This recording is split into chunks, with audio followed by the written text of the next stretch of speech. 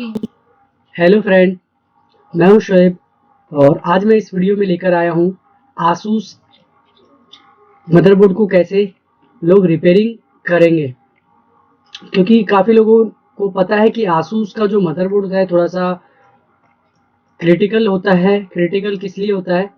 क्योंकि आसूस के ऊपर जितने भी कंपोनेंट लगे होते हैं, जैसे कि रजिस्टर हो गया आपका, या कैपेसिटर हो गया, या फिर कोई आईसी है या मोसफेट है, ठीक है।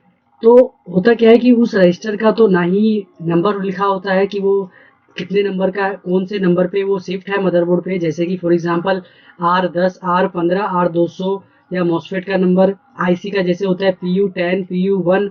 तो नंबर नहीं दिए होते किसी भी रजिस्टर को हम ढूंढ सके। और दूसरी चीज, ना ही आसूस का डायग्राम होता है। आसूस का आपको डायग्राम भी नहीं मिलता है। वो 5% आपको मिल जाएंगे डायग्राम, जो कि पुराने जनरेशन में आते थे, बहुत पुराने बोर्ड। लेकिन आजकल के जितने भी लैपटॉप हैं आसूस के, लेटेस्ट जनरेशन के तो बिल्कुल भी नहीं है। और पुराने मतलब फर्स्ट जनरेशन, सेकंड जनरेशन के एक दो डायग्राम मिल भी सकते हैं। अदरवाइज आसूस की जो कंपनी है डायग्राम शेयर नहीं करती। ऐसा नहीं है कि आसूस डायग्राम नहीं डिजाइन करता होगा, डायग्राम तो बिल्कुल डिजाइन होता है। क्योंकि सब आपको पता है कि कोई भी चीज़ अगर बनती है तो सबसे पहले इसका डायग्राम डिजाइन किया जाता है। तो कहीं ना कहीं डायग्राम होता है, लेकिन आसूस की जो कंपनी है, आसूस की जो मैन्युफैक्चरिंग है, वो अपने जो इसकी ड्राइंग है, डायग्राम है, उसको शेयर नहीं करती है। जैसे HP का शेयर होता है, हमें अवेलेबल भी होता है फ्री वेबसाइट से, टेलीग्राम से, या फिर पेड वेबसाइट से। लेकिन आसूस का ना ही पेड वेबसाइट से मिलता है और ना ही आपको फ्री वेबसाइट पे मिलेगा डायग्राम। तो दो चीज आपको इसमें मिली, ना ही किसी आईसी नंबर या नंबर दिया होता है, कंपोनेंट का नंबर नहीं दिया होता। दूसरी बात, ना ही आसूस का डायग्राम होता है। तो लोगों को काफी दिक्कत होती है आसूस के मदरबोर्ड को रिपेयर करने के लिए। क्योंकि अगर आसूस का मदरबोर्ड आता है, अगर उसमें 19 वोल्ट की दिक्कत है तो लोग तो उसको बना लेते हैं, ठीक है। लेकिन जब 19 वोल्ट से थोड़ी सी आगे चलते हैं, जैसे स्टेप डाउन नहीं बन रहा है, या रैम नहीं बन रहा है, या कोर नहीं बन रहा है, या फिर नो डिस्प्ले में है मदरबोर्ड, तो बहुत सारी दिक्कत आ जाती है कि कैसे हम चेक करें किस कॉइल पे कितना वोल्टेज बनेगा, कौन सा सिग्नल किस पिन के ऊपर आने वाला है ना। तो ये सब चीज हमें देखने में बहुत परेशानी होती है। कहीं ना कहीं हम बोर्ड को वापस कस्टमर को दे देते हैं, ठीक है। तो मैं आपको एक चीज बताऊंगा कि आप रिपेयरिंग करने के लिए आपको किस किस चीज की हेल्प लेनी है। आप डायग्राम नहीं है, ऐसा नहीं है मैं डायग्राम दूंगा, डायग्राम तो है नहीं, लेकिन मैं आपको कुछ हिंट्स बताऊंगा जिससे आप आसूस के बोर्ड को कुछ हद तक रिपेयरिंग कर सकते हैं, ठीक है। तो चलिए मैं स्टार्ट करता हूँ। मेरे पास क्या है, आसूस का जो अवेल होता है, आपने सुना होगा आसूस जो होता है वो रिपेयर गाइड देता है, मतलब शेयर करता है रिपेयर गाइड, पब्लिक होता है, ठीक है। जितना भी मदरबोर्ड है आसूस का, उसका जो डायग्राम नहीं होता, लेकिन डायग्राम के बदले में आपको रिपेयर गाइड दिया जाता है। डायग्राम नहीं है अपने पास, लेकिन उसके बदले कहीं ना कहीं रिपेयर गाइड मिलता है। तो काफी लोगों का ये क्वेरी जरूर होगा कि रिपेयर गाइड होता क्या है। डायग्राम तो लोगों को समझ में आता है, लेकिन रिपेयर गाइड क्या होता है ये नहीं पता काफी लोगों को। और आसूस का दूसरी बात यह है कि इसकी बोर्ड व्यू अवेल हो जाते हैं, लगभग 80 से 90% आसूस के मदरबोर्ड की बोर्ड व्यू मिल जाती है। 5-10% नहीं मिलेगी बोर्ड व्यू, लेकिन 80 से 90% आपको बोर्ड व्यू आसूस का मिल ही जाता है। तो हम बोर्ड व्यू और रिपेयर गाइड की हेल्प से एक आसूस के मदरबोर्ड को कुछ हद तक रिपेयर जरूर कर सकते हैं। जितने भी बड़े से बड़े इंजीनियर हैं या फिर बिगनर्स हैं, उनको यही सजेस्ट किया जाता है आसूस के लिए रिपेयर गाइड की और बोर्ड व्यू की हेल्प से आप रिपेयर कर सकते हो। तो इसका यूज कैसे करेंगे वो भी मैं आपको बता देता हूँ, रिपेयर गाइड क्या होता है वो भी मैं आपको दिखा देता हूँ, ठीक है। तो हाल ही में मैंने एक आसूस का मदरबोर्ड रिपेयर किया था, जो कि X541 था, X541UVK। ये उस मदरबोर्ड का पार्ट नंबर था। इस मदरबोर्ड को मैंने रिपेयर किया था। तो मैं आपसे ये भी शेयर करूंगा कि ये मैंने कैसे रिपेयर किया था, ठीक है, जिससे आपको थोड़ा सा हिंट्स पता चलेगा आसूस के बारे में। तो मैंने एग्जाम्पल लिया है, जो मैंने रिपेयर किया था उसी का रिपेयर गाइड है मेरे पास एक, और इसी का मैंने बोर्ड व्यू भी ले रखा है। तो आपको पता होगा बोर्ड व्यू होता क्या है, ठीक है। मैंने बोर्ड व्यू के ऊपर 2-3 वीडियो भी अपलोड किए हुए हैं। तो बोर्ड व्यू को कैसे यूज किया जाता है, बोर्ड व्यू को कैसे ओपन किया जाता है। डायग्राम को तो सब लोग ओपन कर लेते हैं, लेकिन जब बात आती है बोर्ड व्यू की, तो बोर्ड व्यू को कैसे ओपन किया जाएगा, क्योंकि बोर्ड व्यू जो है आपके एडोब रीडर में ओपन नहीं होता। एडोब रीडर का सॉफ्टवेयर बोर्ड व्यू के लिए नहीं होता, ना ही आपको पीडीएफ आपका इसके लिए होता है। मतलब बोर्ड व्यू को ओपन करने के लिए इसका एक अलग सॉफ्टवेयर आता है जो कि बोर्ड व्यू के नाम से होता है, या एक सॉफ्टवेयर होता है ओपन बोर्ड व्यू। ठीक है, तो आपके पास ये सॉफ्टवेयर होना चाहिए किसी भी मदरबोर्ड का बोर्ड व्यू आप ओपन करना चाहते हैं तो मैंने जो ओपन कर रखा है ये बोर्ड व्यू का सॉफ्टवेयर है। ये सॉफ्टवेयर है, सॉफ्टवेयर के अंदर मैंने X500 यहाँ देख सकते हैं, यहाँ लिखा है X541 UVK को ओपन कर रखा है। सॉफ्टवेयर है जो है वो कुछ इस तरह का सिंबल आता है सॉफ्टवेयर में, आप डाउनलोड कर सकते हैं फ्री ऑफ कॉस्ट, आपको गूगल से मिल जाएगा। ठीक है, तो ये आपको समझ में आ गया। अब इससे आगे हम देखते हैं, आपको रिपेयर गाइड के बारे में मैं आपको थोड़ा सा कुछ बताता हूँ। देख सकते हैं ये रिपेयर गाइड होता है। रिपेयर गाइड जो होता है टोटल 7 पेज का है। इसके अंदर किसी किसी में 10 पेज या 12 पेज होता है, लेकिन इससे ज्यादा पेज नहीं मिलेगा आपको। ठीक है, तो 7 पेज में आप समझ गए होंगे, 7 पेज में तो कोई डायग्राम होता नहीं है। तो ये रिपेयर गाइड है। रिपेयर गाइड कहने का मतलब ये है, जैसे आपने किसी का डायग्राम पढ़ रखा है, जैसे एचपी का, डेल का, तो होता क्या है उसके अंदर आपने देखा होगा एक ब्लॉक डायग्राम आता है, फिर एक पावर प्लान आता है, फिर एक पावर ट्री आता है, एक फंक्शन ब्लॉक आता है। तो वही चीजें दी जाती है यहाँ पे, सर्किट नहीं दिया जाता, ओवरव्यू दिया जाता है, जिसकी मदद से आपको एक बोर्ड को रिपेयर करने में थोड़ी सी हेल्प मिल जाती है। अब जैसे कि इस रिपेयर गाइड से मेरे को पता ये चला कि मेरा जो सीपीयू है वो स्काईलैक का है, मतलब ये जो है 6th जनरेशन का है। ठीक है, एसओसी आर्किटेक्चर का है, ये तो सबको पता ही है। और क्या पता चला मेरे को, और इसमें मेरे को ये चीज पता चला, मैं इसको जूम करके दिखाता हूँ आपको। ये शायद जूम, मैं इसको यहाँ पे इसको शो कर देता हूँ, minimize the ribbon, customize, sorry कहाँ पे होगा, शो क्विक टास्क बार, यहाँ पे ये कैसे आएगा, हाँ तो ये आ गया अपना। तो यहाँ पे मैं इसको दिखला देता हूँ आपको। ये यहाँ पे देख सकते हैं कि ये मेरे को ये पता चला कि DDR4 इसमें रैम लगी है, और रैम की जो मेगाहर्ट्ज है वो 2100 है, मतलब इस बोर्ड में 2100 मेगाहर्ट्ज वाली रैम चलेगी। ठीक है, और इसमें जो आईओ लगी है वो IT8995E आईओ लगी हुई थी, और इसमें एक ग्रीन क्लॉक का यूज किया गया है, यहाँ पे लिखा है ग्रीन क्लॉक। ठीक है, तो ये ओवरव्यू था, और मैं आप सेकंड पेज पे आपको दिखलाता हूँ। सेकंड पेज पे क्या है, सेकंड पेज पे जो है आपका पावर प्लान दिया गया है, यहाँ पे देख सकते हैं, यहाँ लिखा है पावर फ्लो। ठीक है, मतलब आपकी 19 वोल्ट जैसे ही मदरबोर्ड में एंट्री करता है तो वो कहाँ कहाँ जाएगा। ठीक है, तो इसको भी अगर मैं जूम करूं तो आपको थोड़ा सा कुछ पता चलेगा। देख सकते हैं आप, यहाँ से आपका अडेप्टर आएगा, और फर्स्ट मोस्फेट सेकंड मोस्फेट के बाद ये जो कनेक्टिविटी है ये आपकी कहीं ना कहीं CLR की कनेक्टिविटी होगी, जिससे हमें ये जरूर पता चल रहा है कि ये आपका चार्जिंग आईसी है, जो कि एसी ड्राइव जहां से निकल रहा है। तो इससे ये हमें पता चला कि एसी ड्राइव जो है एन चैनल मोस्फेट के लिए यूज किया जाता है। तो ये जो मोस्फेट है, इसमें जो मोस्फेट यूज किया गया है विन सर्किट के लिए, वो कहीं ना कहीं एन चैनल का है। ठीक है, और आगे लिखा है RT8249C, ये किस चीज के लिए है, तो ये कहीं ना कहीं 3 वोल्ट एंड 5 वोल्ट के लिए है। तो इस तरह से यहाँ पे वोल्टेज दिए गए हैं, आप देख सकते हैं कि आपके मदरबोर्ड में जो वोल्टेज बनेंगे वो कौन कौन से हैं। AC बैट 6 कहीं ना कहीं CLR 19 वोल्ट होगा, 3 वोल्ट A जो कि आपका LDO हो सकता है, जूम करने के बाद दिख जाएगा आपको। यहाँ पे देख सकते हैं AC bat out 3VA LDO हो गया, 3 volt AC, 5 volt sus, 5 volt, 5 volt VS, 5 volt S power, 3 volt DSW, 3 volt sus, 3 volt 3 VS, 1.8 volt, 1.8 VS, 12 volt sus, 12 volt.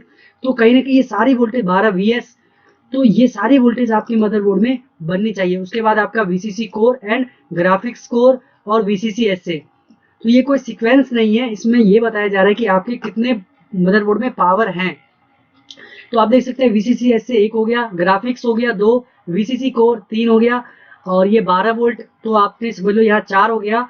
फिर ये कहीं ना कहीं इसका कन्वर्जन वोल्टेज होगा, DC लोड स्विच से बना होगा। फिर ये 12 VS भी लोड स्विच से बना होगा। और ये 12 वोल्ट किसके लिए होता है, तो आप सबको पता होगा, कहीं ना कहीं ये आपकी लोड स्विच को ड्राइव करवाने के लिए ही यूज किया जाता है। ठीक है, तो यहाँ देख सकते हैं जंपर पैड से 12 वोल्ट का निर्माण किया गया है कहीं ना कहीं। और तीसरे नंबर पेज पे देखेंगे हम, तो यहाँ लिखा है पावर ऑन सीक्वेंस। तो काफी ज्यादा हेल्प करता है हमें, ये मैंने जो बोर्ड को रिपेयर किया है इसकी मदद से किया था। पावर ऑन सीक्वेंस की मदद से मैंने X541UV के बोर्ड को रिपेयर किया था। मेरे बोर्ड में जो प्रॉब्लम आ रही थी वो थी नो डिस्प्ले की। ठीक है, मेरे बोर्ड में नो डिस्प्ले की प्रॉब्लम थी, और नो डिस्प्ले पे मैंने जब एक एक करके चेक किया तो वो मैंने सिंपल, आप सबको पता है हर बोर्ड में 19 वोल्ट होता है और हर बोर्ड में 3 वोल्ट 5 वोल्ट होता है। ठीक है, तो ये भी था इसमें, लेकिन थोड़ा सा अलग था। तो मैंने सोचा कि मैं अपना टाइम वेस्ट ना करते हुए इसके अकॉर्डिंग चलूंगा तो जल्दी मेरे को हेल्प मिल जाएगी। तो मैंने क्या करा, यहाँ से आप देख सकते हैं नंबर दिया हुआ है 1 2 3 4, है ना। तो मैंने इसी के हिंट से बोर्ड को रिपेयर करना स्टार्ट किया। तो मेरे को पता चला कि मैंने सब कुछ चेक करा तो मुझे यहाँ पे पता चला कि ऑल सिस्टम पावर गुड मुझे नहीं मिल रहा था। ऑल सिस्टम पावर गुड मेरे को वोल्टेज नहीं मिल रहा था। यहाँ पे हमें 3 वोल्ट मिलना चाहिए था, लेकिन मेरे मल्टीमीटर में यहाँ पे पॉइंट में वोल्टेज आ रहा था। तो मैंने चेक क्या किया, पहले तो मैंने ये देखा कि ये किस चीज से कनेक्टेड हो सकता है। तो मैंने 18 नंबर ये ऑल सिस्टम पावर गुड को चेक किया, तो यहाँ पे ये एक पावर लॉजिक था, मतलब एक लॉजिक था। यहाँ पे लॉजिक क्या बता रहा है देख सकते हो आप, थोड़ा सा आपको दिमाग लगाना पड़ेगा कि ये देख सकते हैं ये इसका इनपुट बन रहा है, ये भी इसका इनपुट है, ये भी इसका इनपुट है और ये भी इनपुट है, और एक नीचे से भी इनपुट आ रहा है, आप देख सकते हैं यहाँ से भी एक इनपुट है, मतलब इसके पास इनपुट आ रहा है। अब ये किस चीज का इनपुट है मुझे ये समझना था। तो मैंने देखा, तो मैंने क्या करा, अपने बोर्ड पे इसको ढूंढा। अब इसको कैसे ढूंढ सकते हैं हम, तो इसको ढूंढने के लिए मैंने पहले तो इसको पकड़ा ऑल सिस्टम पावर गुड। ठीक है, और इसको बोर्ड व्यू में जाके मैंने सर्च किया और उसको मैंने फाइंड आउट किया कि ये किस से कनेक्टेड है। तो ये काफी चीजों से कनेक्टेड था, लेकिन मेरे को एक क्लू यहाँ पे भी मिला, ये ढूंढा मैंने तो मुझे पता ये चला कि ये जो इसके लिए इनपुट बन रहा है वो एक पावर गुड है। अब पावर गुड से मतलब ये है कि आपके बोर्ड में जितनी भी वोल्टेज बनी है, मैंने जैसे बोला कि 18 नंबर पे है, तो 18 से पहले मैंने सारू चेक किया था, सब कुछ चेक किया था, तो मेरे को 17 तक तो सब कुछ मिल रहा था। ठीक है, लेकिन इसमें क्या था कि देख सकते हैं सब कुछ यहाँ पे लिखा है 3 एंड 16 एंड 16 नंबर पे था ये। तो मैंने चेक करा कि 1.5 मिल रहा है, 3 वोल्ट मिल रहा है, 5 वोल्ट मिल रहा है। ठीक है, लेकिन मैंने चेक किया कि 5 वोल्ट यहाँ पे अलग है, ये 5 VS है और यहाँ ओनली 5 वोल्ट है। तो इनमें से मेरे को एक मिल रहा था, शायद ये मिल रहा था, और ये 5 वोल्ट 3 वोल्ट नहीं मिल रहा था। लेकिन 1.5 वोल्ट मेरे को, हाँ ये वाला डब्बा बिल्कुल भी नहीं मिल रहा था मुझे, ये वाला मेरे को मिल रहा था। ठीक है, ये सब मिल रहा था। तो कारण क्या था, तो मैंने चेक किया तो मेरे को पता चला कि ये जो बनने वाले थे 5 वोल्ट 3 वोल्ट 1.5 वोल्ट, ये कहीं ना कहीं एक स्विच के द्वारा बन रहे थे। मतलब ये इसका यूज करके आप देख सकते हैं, ये वैसे थोड़ा सा ऊपर नीचे हो सकता है, ये इसका इनपुट बन रहा था और यहाँ से ये आउटपुट हो रहा था। ठीक है, ये इसके लिए आउटपुट हो रहा था। तो मैंने चेक किया, ये बनने का कारण था कि ये मॉसफेट जो है, मॉसफेट के गेट पे इधर से वोल्टेज को इधर शिफ्ट कराने के लिए इसके गेट पे 12 वोल्ट आना था। 12 वोल्ट कौन सा आना था, तो 12 वोल्ट आपका कहीं ना कहीं ये 12 VS था, ये देख सकते हैं 12 VS। तो ये वोल्टेज नहीं आ रहा था, ये जो है एक रजिस्टर के थ्रू आ रहा था। तो मैंने जब उस रजिस्टर पे गया तो मुझे पता चला ये रजिस्टर हल्का सा बीच में से क्रैक हो गया था, जिसकी वजह से 12 वोल्ट जो है इधर से इधर शिफ्ट नहीं हो पा रहा था। 12 वोल्ट शिफ्ट ना होने के कारण जो है आपका मॉसफेट इनपुट से आउटपुट की तरफ वोल्टेज को सेंड नहीं कर रहा था। जब इसको सेंड नहीं करेगा तो ये इसका लॉजिक जो है वो फेल हो गया। ये सारे लॉजिक तो मेरे को मिल रहे थे, लेकिन जो एक सर्किट का लॉजिक है वो इस पावर लॉजिक पे नहीं आ रहा था, जिसकी वजह से ये पूरा का पूरा लॉजिक फेल हो गया था। बेसिकली जो ये लॉजिक है ये एंड गेट की तरह काम कर रहा है। एंड गेट का मतलब आपको पता होगा कि एंड गेट किस तरह से काम करता है, कुछ इस तरह का एंड गेट का सिंबल होता है। ये वैसे मेरे बोर्ड में जो है एक 3 टांग का डायोड की तरह था, लेकिन डायोड जो है समझ गए होंगे आप, कुछ इस तरीके से था डायोड, इस तरह से डायोड था। ठीक है, ये इससे कनेक्टेड था, ये इससे कनेक्टेड था, इसी तरह से यहाँ पे मेरे को 2-3 डायोड मिले थे और ये तीनों के आउटपुट जो है एक साथ कनेक्टेड था, जहां से ऑल सिस्टम पावर गुड निकलने वाला था। तो मैंने क्या चेक किया कि इनमें से किसी एक का नहीं आ रहा था यहाँ पे पावर गुड, जिसकी वजह से जो अगर एंड गेट के किसी एक पे इनपुट नहीं होगा तो आउटपुट आपका लो हो जाएगा।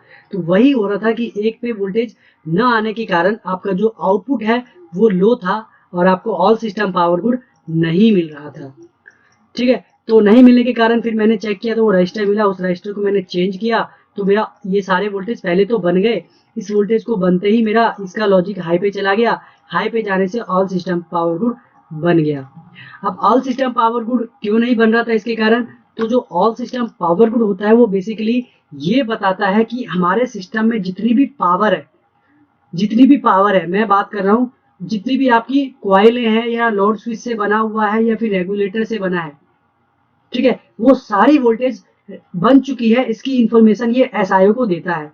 लेकिन इस मदरबोर्ड में क्या हो रहा था, ये ऑल सिस्टम पावर गुड जो है कोर आईसी का इनेबल बन रहा था, ये कोर आईसी का इनेबल बन रहा था। तो इसका मतलब कोर वोल्टेज मेरे को मिल ही नहीं रहा था। तो कोर वोल्टेज को मेरे को अगर चाहिए था तो मुझे ऑल सिस्टम पावर गुड मुझे 3.3 मिलना चाहिए था, लेकिन वो नहीं मिल रहा था। कारण क्या था आपको मैंने बता दिया, ये वोल्टेज नहीं बन रहा था। कारण था 12 वोल्ट इसके मॉसफेट के गेट पे ना आना, जिसकी वजह से ये मॉसफेट ट्रिगर नहीं हो पा रहा था। ठीक है, तो मैंने बोर्ड व्यू की हेल्प से, अब बोर्ड व्यू की हेल्प मैंने कैसे ली, तो अब यहाँ पे मैं आपको दिखलाता हूँ। जैसे मैं यहाँ पे आया बोर्ड व्यू पे, तो मैंने यहाँ क्या लिखा, ऑल। तो जैसे मैंने ऑल लिखा तो आप देख सकते हैं ऑल सिस्टम पावर गुड आ गया। मैंने इस पर क्लिक किया, क्लिक करने के बाद आप देख सकते हैं बोर्ड व्यू में कहीं ना कहीं एक हाईलाइटेड होगा, जैसे कि टॉप साइड में तो नहीं है, हाँ टॉप साइड में आप देख सकते हैं यहाँ पे हल्का सा आप दिख रहा होगा आपको, ये देखें ये हाईलाइटेड है, यहाँ पे येलो कलर का मार्क आपको दिख रहा होगा, मतलब ये यहाँ से कनेक्टेड है। तो मैं इसको थोड़ा सा जूम कर लेता हूँ। तो जैसे मैंने इसको जूम किया तो ये जो है इस पर मैं क्लिक करता हूँ, क्लिक करने के बाद आप देख सकते हैं यहाँ पे इसकी प्रॉपर्टीज आ जाएगी। तो जैसे मैं इस पर क्लिक करता हूँ, देखो जैसे मैंने इस पर क्लिक किया तो यहाँ पे आप देख सकते हैं इस रजिस्टर का नंबर आ गया, सॉरी हाँ ये यहाँ पे इस रजिस्टर का नंबर आ गया। ये रजिस्टर जो है R2530 है, ठीक है R2530 है, लेकिन मेरे पास डायग्राम तो है नहीं, तो मैं उसकी लोकेशन तो बोर्ड व्यू की हेल्प से ही पता कर पाऊंगा। ठीक है, ये किसका है, तो यहाँ पे ये पता चल रहा है ऑल सिस्टम पावर गुड इस रजिस्टर पे आ रहा है। ठीक है, और इसके रजिस्टर के दूसरे लेग का जो नाम है वो PM_power_OK_PCH है। तो मैंने जैसे ही इस पे क्लिक किया दूसरे लेग पे पावर ओके PCH पे, तो मुझे ये बता रहा है कि इसके साथ ये सब कुछ कनेक्टेड है। ठीक है, मतलब ये कनेक्टेड है एक, और ये देख सकते हैं मैं जैसे ही कर्सर को अपने ले जा रहा हूँ इस रजिस्टर के ऊपर तो लिखा आ रहा है R2552, उसके नीचे वाले पे अगर ले जा रहा हूँ तो वहां लिखा आ रहा है R2504, और उसके बारे में बताया जा रहा है कि पिन नंबर 1 पे पावर ओके PCH है और सेकंड पे 3 वोल्ट सस है। ठीक है, तो ये था यहाँ पे, और ये एक क्या है, ये डायोड है D2501। तो मैं आपको यहाँ पे दिखा रहा था कि ऑल सिस्टम पावर पे जब मैंने क्लिक किया तो इस तरफ तो मेरे को ये मिला, और बैक साइड में मैं चेक, यहाँ पे ये कंपोनेंट नहीं लगा था, मैं बता दूं आपको ये कंपोनेंट नहीं लगा हुआ था, मैंने चेक किया था। फिर मैं अगर आपको आगे ले जाऊं कि ये और कहाँ कहाँ पे हाईलाइटेड होता है, तो यहाँ पे एक चीज देख सकते हैं जो कि कोर आईसी है।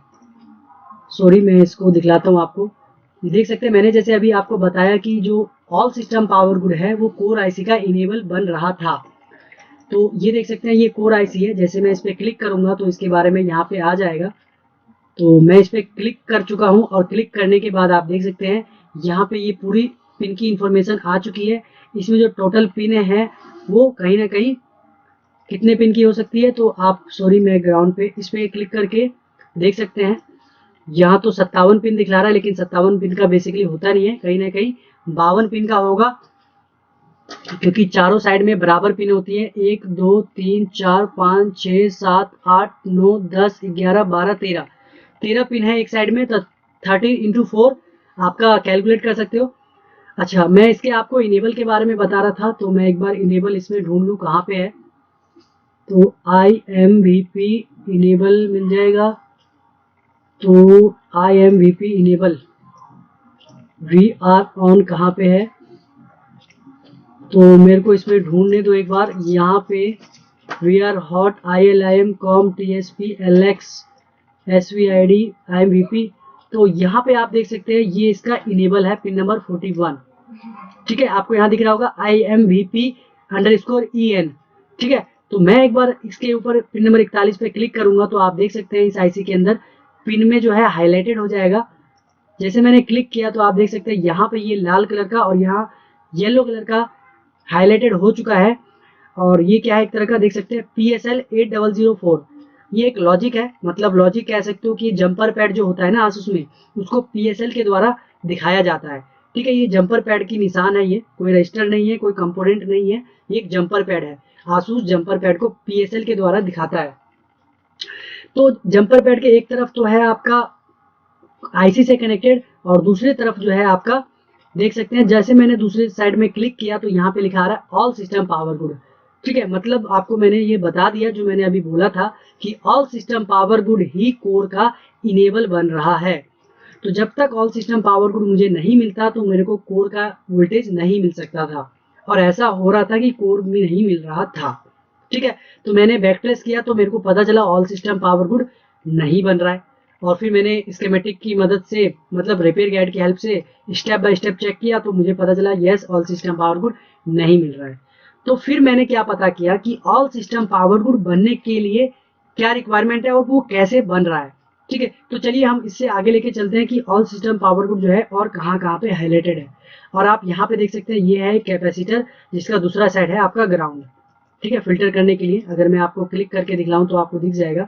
जैसे मैंने इस पर क्लिक किया तो देख सकते हैं बहुत सारी जगह हाईलाइटेड हो चुकी है, मतलब ग्राउंड हमारे बोर्ड में बहुत ज्यादा होते हैं, और यहाँ पे लिखा भी आ रहा है 2 नंबर जो है ग्राउंड है। ठीक है, फिर से हम ऑल सिस्टम पावर ग्रुप पे ही रहेंगे और चेक करेंगे ये कहाँ से जन्म ले रहा है, मतलब बर्थ प्लेस इसकी कहाँ पर है।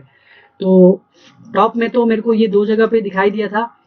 अब मैं बैक साइड में एक बार इसको देखूंगा, बैक साइड में ये कहाँ पे दिख रहा है। तो बॉटम पे जाऊंगा, बॉटम पे चेक करूंगा। तो बॉटम पे जब मैं आ गया तो आप देख सकते हैं यहाँ पे कुछ एरिया हाईलाइटेड है, और आपका एसआईओ, क्योंकि जो ऑल सिस्टम पावर गुड है वो एसआईओ को ही मिलता है, मैंने अभी बताया था आपको। ठीक है, अब उसके बाद और कहीं जगह नहीं है। ठीक है, तो अब मैं एक बार देख लेता हूँ। ये तो मुझे पता है कि एसआईओ पे जाएगा, तो एसआईओ से तो ऑल सिस्टम पावर गुड नहीं निकलता। यहाँ पे एक मेरे पास क्लू था जो कि मुझे पता चला था कि यहाँ से ये कहीं ना कहीं जनरेट होने वाला था। तो मैंने जब इसको जूम किया तो आप देख सकते हैं यहाँ पे कुछ यहाँ पे आप, मैं बता दूं आपको, ये दोनों कंपोनेंट नहीं लगे हुए हैं, सिर्फ ये वाला रजिस्टर लगा हुआ है। ये एक रजिस्टर है, ये एक देख सकते हैं यहाँ पे क्या है, इसके ऊपर ले जाने के बाद पता चल जाएगा। ये एक रजिस्टर है और दूसरा वाला एक कैपेसिटर है जो कि मदरबोर्ड में नहीं लगा हुआ था। ठीक है, और ये जो तीसरा है ये लगा हुआ था जो कि एक जंपर पैड है, सॉरी मैंने रजिस्टर बोल दिया, ये एक जंपर पैड है, ये लगा हुआ था। ठीक है, जंपर पैड पे क्लिक करता हूं, तो मैंने जैसे ही इस पे क्लिक किया तो पिन नंबर 2 का जो all system power good name था, और 1 नंबर जो है आपके इससे कनेक्टेड था। ये देख सकते हैं लगातार 3 डायोड का यूज किया गया है। जैसे मैंने अभी आपको डायग्राम में बताया था कि जो एक एंड गेट की तरह यूज किया गया था, इसमें अगर कोई सा भी पावर गुड इसमें से मिसिंग जा रहा था, जैसे ये इस पे एक पावर गुड आ रहा था, इस पे भी एक पावर गुड था, यहाँ पे एक पावर गुड, यहाँ पे एक पावर गुड, एक यहाँ पे और एक यहाँ पे, इसमें से मेरे को एक पावर गुड मिसिंग गया हुआ था। अब मुझे नहीं पता ये था कि ये था, जिसकी वजह से यहाँ पे जो आउटपुट है वो लो कंडीशन में था, जिसकी वजह से मेरा ऑल सिस्टम पावर गुड पे जो वोल्टेज बनने वाला था वो नहीं बना। मैं आपको बता दूं ऑल सिस्टम पावर गुड पे जो वोल्टेज था वो एक पुलअप के जरिए आ रहा था। ठीक है, वो पुलअप के जरिए कैसे आ रहा था वो भी मैं आपको दिखा दूंगा। तो यहाँ पे आप देख चुके हो और समझ भी रहे होंगे, अब कहीं ना कहीं कुछ हद तक आपको समझ में आ रहा होगा, क्योंकि इतने देर में आपको नहीं समझ में आया होगा।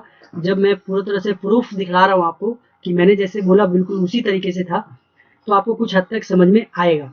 ठीक है, तो मैंने एक तो ये पता किया कि ये यहाँ पे था, लेकिन मेरे को किसी एक का जो पावर गुड है मिसिंग जा रहा था। अभी मैं आपको डायोड पे क्लिक करूँ तो इसके बारे में आपको पता चल जाएगा। मैंने इस पे क्लिक किया तो टोटल पिन नंबर 3 है इसके ऊपर, और देख सकते हैं पिन नंबर 1 और 2 नंबर पे जो है 1.2 का पावर गुड है जो कि रैम का पावर गुड है, और 1 नंबर पे आपका SUSB मतलब 3.3 आने वाला था।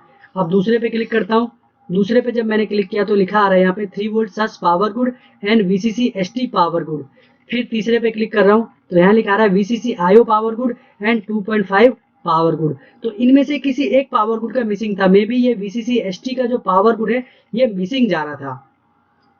ठीक है, VCC ST का पावर गुड मिसिंग जा रहा था। तो VCC ST जो है ये कैसे बन रहा था, तो इसके लिए PWM था जो कि ठीक था कहीं ना कहीं। यहाँ पे कोई रजिस्टर था या मेरे को याद नहीं आ रहा है, अभी 2-3 दिन पहले किया था मैंने।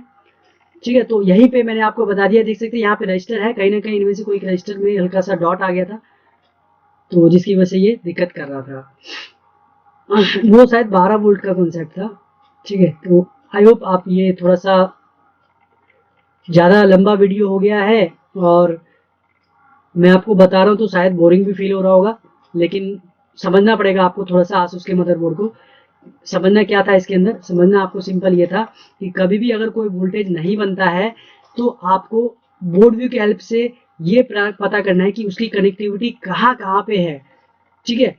कनेक्टिविटी से ये पता चल जाएगा आप किस कंपोनेंट को चेक करोगे, ठीक है, ट्रेस करके पता चल जाएगा, क्योंकि डायग्राम तो है नहीं तो आपको पता भी नहीं चलेगा कौन से कंपोनेंट पे कौन सा वोल्टेज बनने वाला है और किस पिन पे क्या आने वाला है।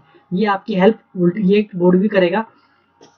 और रिपेयर गाइड में आपको एक सीक्वेंस मिल जाता है, बस सीक्वेंस मिलता है, अदरवाइज कुछ नहीं मिलेगा आपको।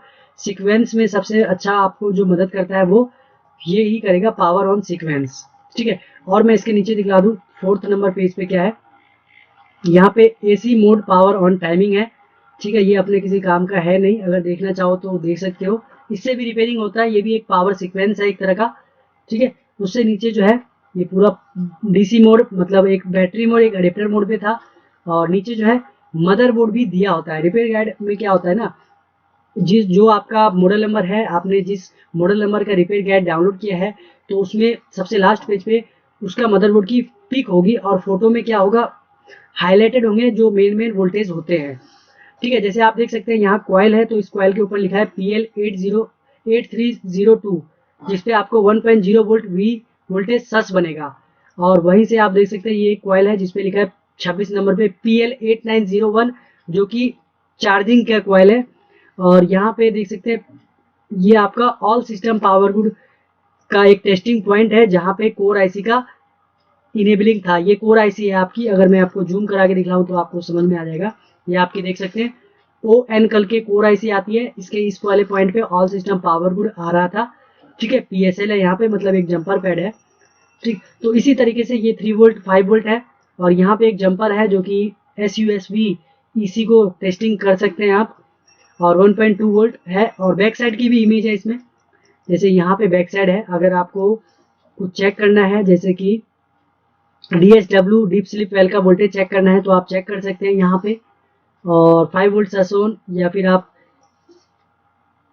PM पावर बटन, जिसे आप DNBS ऑन के नाम से जानते हो, इसे भी आप इस जंपर पैड पे चेक कर सकते हो। यहाँ जंपर पैड भी दिया गया है इस ग्राउंड के पास में हल्का सा, ठीक है। और इस वाले पॉइंट पे दिया है DP पावर ओके EC, ठीक है। DP पावर ओके पता होगा आपको, DSW के लिए काम में आता है ये सब, ठीक है। तो इस तरीके से आप आसूस के रिपेयर गाइड की हेल्प ले सकते हो, ठीक है। तो आई होप आपको रिपेयर गाइड होता क्या है ये तो आपको जरूर समझ में आया होगा इस वीडियो में, कुछ आए या ना आए, ठीक है। रिपेयर गाइड में मोटा मोटा दिया होता है, आपको हेल्प मिलती है क्या, सीक्वेंस, बस सीक्वेंस को समझना है आपको। अगर सीक्वेंस मिल गया तो आप बोर्ड व्यू की मदद से चेक कर सकते हो। मैंने वही किया, मेरे को सीक्वेंस मिला और मैंने बोर्ड व्यू डाउनलोड किया, और जहां मेरे को वोल्टेज नहीं मिल रहा था मैंने उसको बोर्ड व्यू की हेल्प से ये पता किया कि वो वोल्टेज कहाँ कहाँ पे जा रहा है, ठीक है, किसका इनेबल बन रहा है, किसका इनपुट बन रहा है और कहाँ से आउटपुट हो रहा है, ठीक है। मेरे को ये सब पता चला और मैंने उस बोर्ड को रिपेयर कर दिया, ठीक है। तो आई होप आप भी इसी तरीके से इसकी हेल्प लेंगे और अपने आसूस के बोर्ड को कुछ हद तक रिपेयर जरूर करने की कोशिश करोगे। तो ये मेरी थी आज की वीडियो, जो कि कहीं ना कहीं लंबी हो चुकी है और आपको कहीं ना कहीं कुछ ही हद तक समझ में आई होगी। फ्रेशर है तो बहुत कम, एक्सपीरियंस वाले को कुछ हद तक थोड़ा बहुत तो समझ में जरूर आया होगा, अगर वो आसूस के बोर्ड को रिपेयरिंग नहीं करते हैं तो, ठीक है। क्योंकि मेरे को भी अब पता चला है तो मैंने बोला कि चलो इसको भी शेयर करते हैं, ठीक है। तो आई होप आपको ये वीडियो अच्छी लगी, अगर कमेंट में बताएं अच्छी लगी या नहीं लगी, ठीक है। और वीडियो को लाइक करें, अगर चैनल पे आप नए हैं तो प्लीज़ चैनल को सब्सक्राइब करें, और मेरे चैनल पे विजिट करके आप देख सकते हैं मैंने काफ़ी सारी वीडियो, नॉलेजेबल वीडियो डाली हुई है, जिससे आपका जो नॉलेज है वो कहीं ज़्यादा गेन हो सकता है और आपको रिपेयरिंग बोर्ड को रिपेयर करने में बहुत ज़्यादा हेल्प मिलने वाली है, ठीक है। तो फिर से बोलूँगा, इस वीडियो को देखने के लिए thank you, and please channel को सब्सक्राइब करें। फिर मिलेंगे नेक्स्ट वीडियो में, तब तक के लिए bye bye and thank you for watching.